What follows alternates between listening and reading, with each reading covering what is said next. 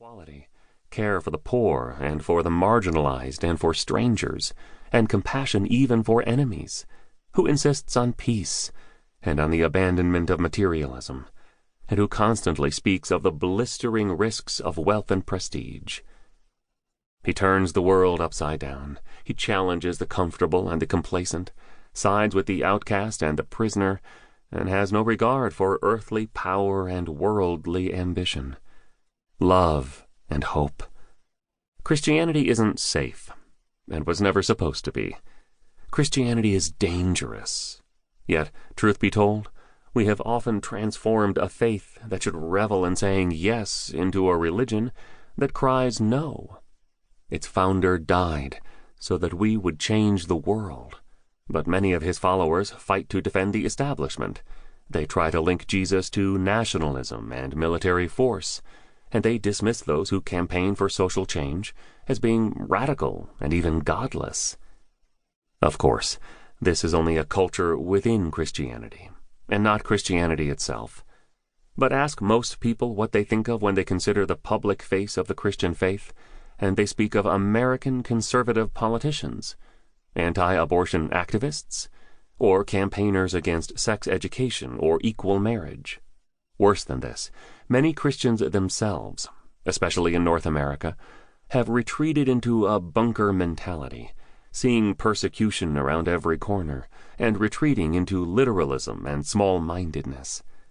They have built an alternative culture, not one that's anchored in the simplicity and altruism of the early church, but that's hinged on nationalism and insularity.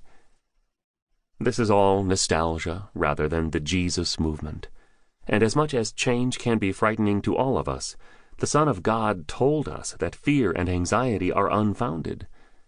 If we worry about the evolving world, we're just not listening to the words of Christ that we claim to revere. It's as though the cosmetics of the Gospels, the veneer of the message, have become more important than its core and its central meaning. Jesus spoke less about the end times than the time to end injustice, less about whom we should love than about how we should love everyone. If we miss that, we're missing the whole thing. The great C.S. Lewis, one of the finest communicators of the faith in modern times, once wrote that Christianity, if false, is of no importance, and if true, of infinite importance. The only thing it cannot be is moderately important. Let Christians not be moderate in their vocation as radicals of invincible, and yes, revolutionary love. I know of what I speak, because this is in many ways a book that has grown from personal experience. Until 2013, I was regarded as a champion of Orthodox Roman Catholicism, and as such an opponent of reproductive rights for women, equal marriage, and many other issues around which I now have an extremely different and certainly more qualified opinion. In Canada, I hosted a nightly television show for 16 years, had a radio show for even longer, and was published in numerous major secular newspapers, as well as several Catholic ones.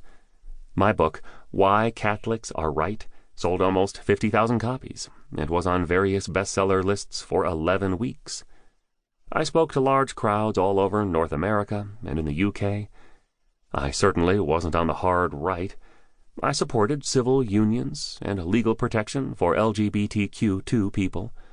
I opposed the Iraq War and the death penalty. I supported the welfare state and the forgiving of third world debt. But it was these areas of liberalism, these informed subtleties, that made my overall Christian conservatism so persuasive. The fanatics could rant and be ignored. A relatively intelligent and seemingly reasonable commentator far less so. Because of that, and to my shame, I caused much more harm.